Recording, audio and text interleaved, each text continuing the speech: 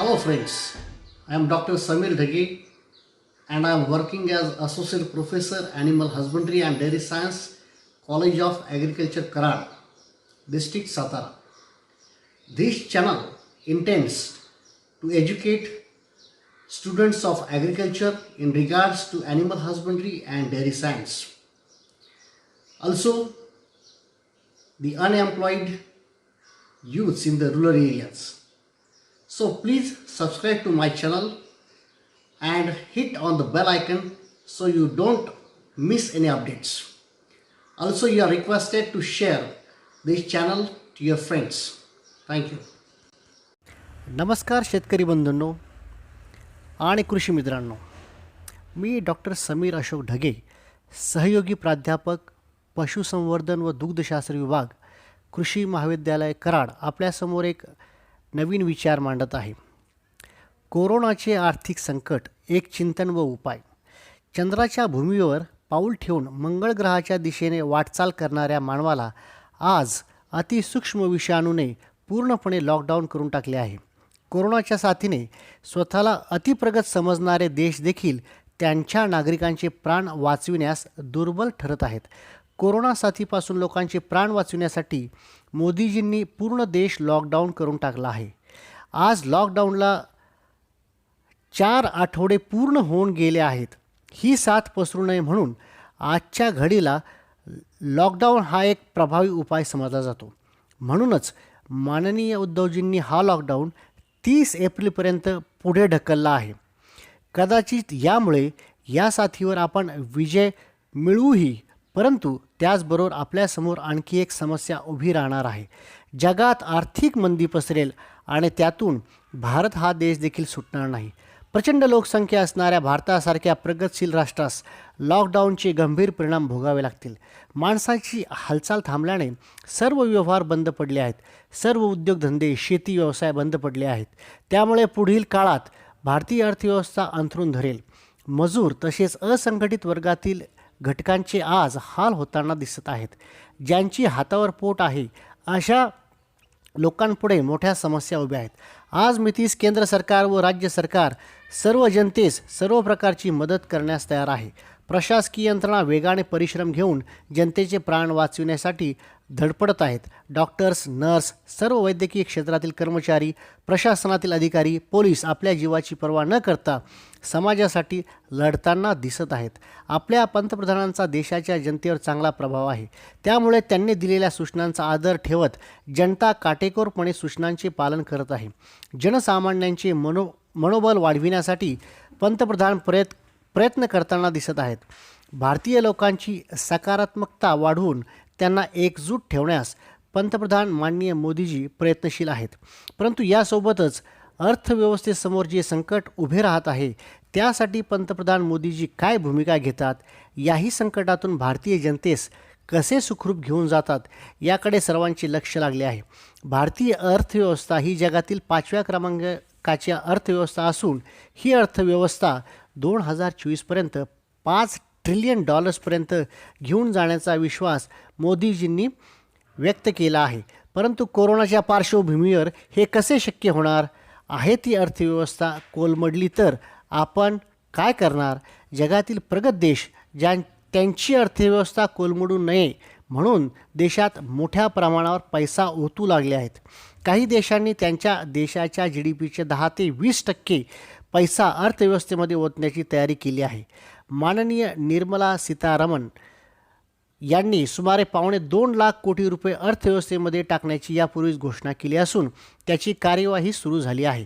परंतु आपल्या अर्थव्यवस्थेत हा पैसा पुरेसा आहे का?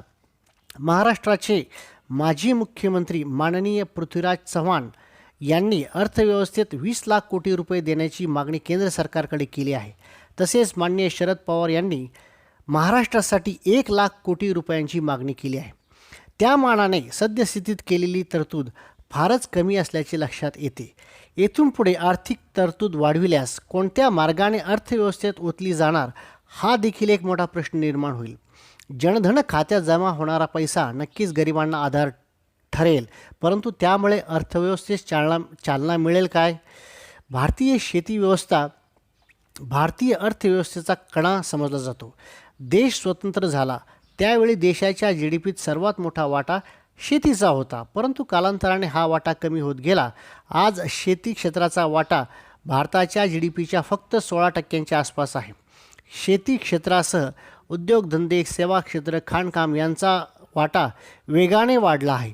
उद्योगधंदे वाढल्याने ग्रामीण भागातील जनता मोठ्या प्रमाणावर शहरांकडे स्थलांतरित झाली आहे. लॉकडाऊनमुळे सर्व उद्योगधंदे तसेच सेवा क्षेत्र थांबल्याने स्थलांतरित लोकांची मोठी अडचण निर्माण झाली आहे. ही जनता परत खेड्याकडे परतताना दिसत आहे. लॉकडाऊन अजूनही किती काळ चालेल याची आज कुणालाही कल्पना नाही. त्यामुळे हे संकट आणखी किती वाढेल याची कल्पना न केलेलीच बरी. भारतीय अर्थव्यवस्था पूर्ववत आणायची असेल तर मोठ्या प्रमाणावर पैसा भारतीय शेतीमध्ये ओतण्याची गरज वाटते.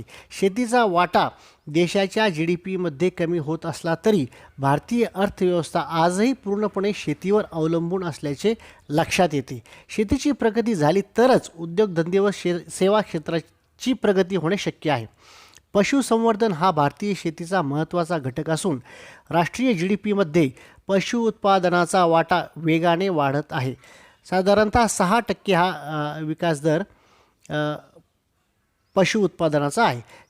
सेंद्रिय शेती, शाश्वत शेतीसाठी पशुसंवर्धनाशिवाय शक्य नसल्याचे केंद्र सरकारच्या लक्षात आले आहे. इथून पुढील काळात देखील पशुसंवर्धन व्यवसाय भारतीय अर्थव्यवस्था सुधारण्यास महत्त्वाची भूमिका पार पाडेल. पशुसंवर्धनामध्ये गोपालन, म्हैसपालन, शेळी मेंढी पालन तसेच वऱ्हाळ पालन, मत्स्य व्यवसाय, कोंबडी पालन या घटकांचा प्रामुख्याने समावेश होतो. गोपालन, म्हैसपालन या 2 घटकांचा प्रामुख्याने विचार केला जातो. आपल्याला यांच्यापासून मोठ्या प्रमाणात दूध मिळते. दुधाला आपण पूर्ण अन्न म्हणतो. आपल्या रोजच्या आहारात दुधाला अनन्यसाधारण महत्त्व आहे. दुग्धजन्य पदार्थांना देखील आपल्या आहारात महत्त्वाचे स्थान असते. अन्नद्रव्यांचा महत्त्वाचा स्रोत म्हणून दुधाचा वापर होतो. गायी व म्हशीपासून दुधाशिवाय मोठ्या प्रमाणावर शेणखत मिळते. याचा उपयोग सेंद्रिय शेती व शाश्वत शेतीसाठी केला जाऊ शकतो. याशिवाय शेणापासून मिथेन गॅसची निर्मिती करून त्यापासून ऊर्जा व इंधन आपल्याला मिळते. भारतात सध्या इलेक्ट्रिक वाहनांची निर्मिती व वापरावर जोर वाढत आहे. त्या दृष्टीने या मिथेनपासून इलेक्ट्रिसिटी निर्माण करून या वाहनांसाठी वापरता येईल, जेणेकरून पेट्रोल व डिझेलचा वापर कमी होईल. परिणामी परकीय चलन मोठ्या प्रमाणात वाचेल व प्रदूषणालाही आळा बसेल. एकूणच आपली अर्थव्यवस्था मजबूत होण्यास मदत होईल. मोठ्या प्रमाणावर शास्त्रीय पद्धतीने पशुसंवर्धन वाढवायचे असेल तर यासाठी केंद्र सरकारने शेतकऱ्यांसाठी बिनव्याजी व दीर्घकालीन कर्ज पुरवठा करावा. महाराष्ट्रात कृषी महाविद्यालयांची संख्या वाढल्याने मोठ्या प्रमाणावर कृषी पदवीधर बाहेर पडत आहेत. अशा विद्यार्थ्यांना बिनव्याजी व दीर्घकालीन कर्ज पुरवठा झाल्यास ते या व्यवसायाकडे वळतील. स्वतःच्या गावखेड्यात राहून आर्थिकदृष्ट्या स्वयंपूर्ण होतील. त्यांचा शहराकडे जाण्याचा तसेच स्पर्धा परीक्षांमार्फत नोकरी करण्याचा ओढा कमी होईल. सरकारी नोकर न होता किंवा कुठल्याही खाजगी कंपनीत नोकरी न करता स्वतःच्या शेतात मालक म्हणून राहू शकतील. पशुपालन व दुग्ध निर्मिती करून केवळ भागणार नाही तर दुग्धजन्य पदार्थांची निर्मिती करून शेतकरी मोठ्या प्रमाणावर फायदा कमवू शकतील. कृषी पदवीधरांना 8व्या सत्रात दुग्धजन्य पदार्थांची निर्मिती व विक्री व्यवस्थापन शिकविली जाते. त्यामुळे या विद्यार्थ्यांचा आत्मविश्वास वाढताना दिसत आहे. मृत जनावरांच्या कातडीपासून लेदर उद्योगास चालना मिळेल. कर्ज पुरवठा करताना प्रामुख्याने कमी पावसाच्या क्षेत्रात, डोंगराळ भागात, दुष्काळी भागात प्राधान्याने करण्यात यावा. ज्या भागात गहू, ऊस इत्यादी नगदी पिके घेतली जातात त्या ठिकाणी कर्ज वाटप करण्यात येऊ नये, कारण येथील शेतकऱ्यांचा कल पशुसंवर्धनाऐवजी नगदी पिकांकडे जास्त असतो. बागायती क्षेत्राऐवजी जिरायत क्षेत्राकडे लक्ष देण्यात यावे. महाराष्ट्रात एकूण शेतीयोग्य क्षेत्राच्या फक्त 19% क्षेत्र सिंचनाखाली आहे. त्यामुळे इतर क्षेत्रांकडे लक्ष केंद्रित करावे लागेल. गोपालन व म्हैसपालन याशिवाय शेळी व मेंढी पालन हे व्यवसाय देखील अति महत्त्वाचे आहेत. शेळीला गरिबांची गाय म्हणतात. बोकडापासून मिळणाऱ्या मांसाला दिवसेंदिवस मागणी वाढत आहे. तसेच या मांसाची किंमतही बाजारात वेगाने वाढत आहे. हा व्यवसाय अल्पभूधारक शेतकरी, शेतमजूर, भूमिहीन शेतमजूर तसेच आर्थिकदृष्ट्या सक्षम असणाऱ्या शेतकऱ्यांसाठी देखील अत्यंत फायदेशीर ठरू शकतो. या मांसाची निर्यात करून आपल्याला मोठ्या प्रमाणावर परकीय चलन मिळू शकते. म्हणून शेळी व मेंढी पालन हा व्यवसाय वाढण्याच्या दृष्टीने कृषी पदवीधर तसेच इतर बेरोजगार पदवीधर सुशिक्षित तरुणांना बिनव्याजी व दीर्घकालीन कर्ज पुरवठा केल्यास त्यांची स्वतःची आर्थिक परिस्थितीमध्ये सुधारणा होऊन स्वतःच्या व्यवसायाचे ते मालक होतील व एकूणच भारताची अर्थव्यवस्था बळकट होण्यास मदत होईल. शेळीच्या दुधात औषधी गुणधर्म असतात, तसेच मेंढ्यांपासून लोकर व मांस मिळू शकते. यांच्या कातडीपासून कातड्याच्या वस्तू जसे बॅग, पर्स इत्यादी बनवण्याचे व्यवसाय वाढू शकतात. चामड्याच्या वस्तूंची निर्यात करून मोठ्या प्रमाणात परकीय चलन मिळेल. ज्या ठिकाणी हिरवा चारा मुबलक नसेल अशा दुष्काळग्रस्त शेतकऱ्यांना शेळी व मेंढी पालन व्यवसाय करण्यास प्रवृत्त करण्यात येऊ शकते. ज्यांना बिनव्याजी व दीर्घकालीन कर्ज पुरवठा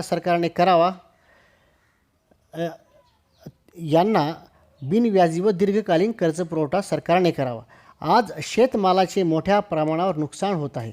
अवकाळी पाऊस व लॉकडाऊन यामुळे शेतकऱ्यांचे अतोनात नुकसान होताना दिसत आहे. भाजीपाला, फळे, द्राक्षे, आंबा इत्यादी पिकांचे मोठ्या प्रमाणावर नुकसान होताना दिसत आहे. परंतु यासोबत आपण शेळी व मेंढी पालन या व्यवसायात फारसे नुकसान होताना दिसत नाही. आज मांसासाठी उत्पादित केलेले बोकड व लोकरीकरता संगोपित केलेल्या मेंढ्या अजून काही काळ सांभाळून नंतर त्यापासून मांस व लोकर मिळेल. यात फारसे नुकसान होणार नाही. वातावरणातील बदलाचा या व्यवसायावर कमीत कमी विपरीत परिणाम होतो. म्हणूनच या व्यवसायांना प्रोत्साहित करण्यात यावे. CIFE Central Institute of Fisheries Education Mumbai या संस्थेच्या एका वसतिगृहाच्या खानावळीत एक वाक्य वाचण्यात आले. Fish is a medical food of 21st century. याचा अर्थ असा होतो की मासे, त्यापासून मिळणारे ऑइल याचे मानवाच्या आहारात वैद्यकीय दृष्टिकोनातून अत्यंत महत्त्व आहे. मधुमेह, हृदयविकार आज वाढताना दिसत आहे. परंतु माशाच्या सेवनामुळे रक्तातील वाईट कोलेस्ट्रॉलचे प्रमाण कमी होऊन चांगल्या कोलेस्ट्रॉलचे प्रमाण वाढते. यात प्रथिने व इतर अन्नद्रव्यांचे प्रमाण जास्त असते. परंतु आपल्या महाराष्ट्रात किनारपट्टी सोडून मत्स्य व्यवसाय मोठ्या प्रमाणावर दिसून येत नाही. ज्या ठिकाणी समुद्रकिनारा आहे त्या ठिकाणी समुद्र मासे व ज्या ठिकाणी किनारा नाही त्या ठिकाणी नद्या, तळे, धरणे व विहिरी यामध्ये मत्स्यपालन करणे शक्य आहे. या ठिकाणी गोड्या पाण्यातील मासे उत्पादनात मोठा वाव आहे. याशिवाय कोळंबी, खेकडे यांची देखील मागणी वाढत आहे. म्हणूनच महाराष्ट्र सरकारने मत्स्य व्यवसाय वाढीस प्रोत्साहन देऊन त्याकरिता कर्ज पुरवठा करण्यात यावा. गावी शेततळे निर्माण झाली आहेत. या शेततळ्यांचा वापर देखील मत्स्य व्यवसायासाठी उत्पादनासाठी करता येईल. याशिवाय भारतातील काही राज्यात वराहाचे मांस मोठ्या प्रमाणात खाल्ले जाते. त्या ठिकाणी वराह पालन या व्यवसायात प्रोत्साहित करता येईल. आज कोंबडी पालन या व्यवसायाचे मोठ्या प्रमाणावर नुकसान होताना दिसून येत आहे. कोंबडी पालन व मत्स्य व्यवसाय एकत्रित केल्यास ते एकमेकांना पूरक ठरू शकतील व शेतकऱ्यांचे नुकसान टाळता येईल.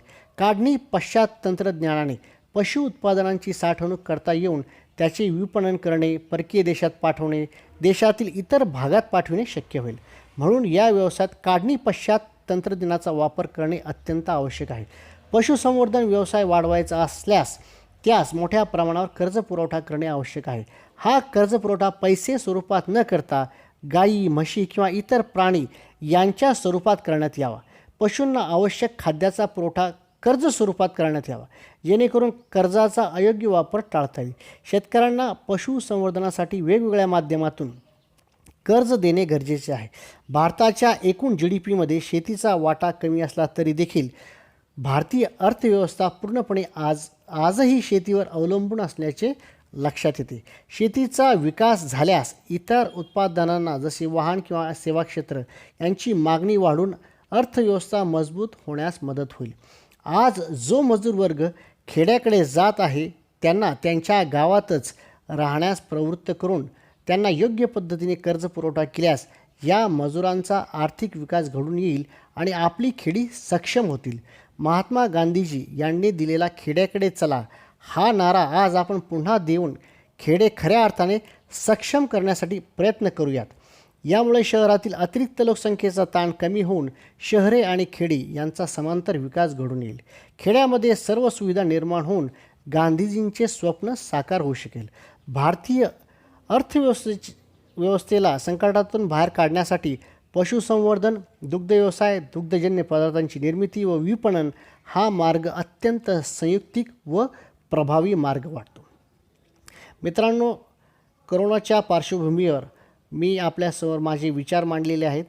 आपल्याला जर हे विचार पटत असतील तर हा व्हिडिओ जास्तीत जास्त शेअर करावा, आपल्या मित्रांपर्यंत ही माहिती पाठवावी, तसेच सरकारपर्यंत ही माहिती जाईल, जेणेकरून सरकार ग्रामीण भागातील जनतेचा, तरुणांचा विचार करून त्यांना कर्जपुरवठा करेल आणि ग्रामीण भागाचा विकास घडून येईल. धन्यवाद.